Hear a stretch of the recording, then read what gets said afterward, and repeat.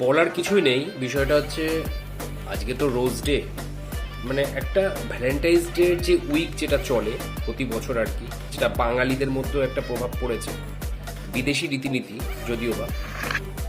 তো এই যে রোজ ডেতে সবাই রোজ ডে পালন করছো কাপলরা, ঠিক আছে, কোনো ব্যাপার না।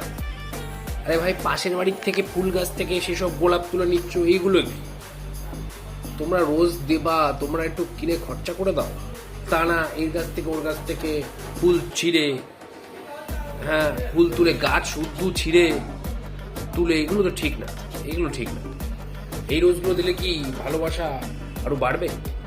তুমি সুন্দরভাবে একটা সাজানো ফুলের একটা বুফে নাও, সেটা সুন্দরভাবে তোমার কাপল প্রেমিকাকে বা প্রেমিককে দাও, তাও ঠিক আছে। এইভাবে মাসিদের বা ফুল মাসিদের কাছ থেকে ছিঁড়ে নিয়ে তোলার কি আছে?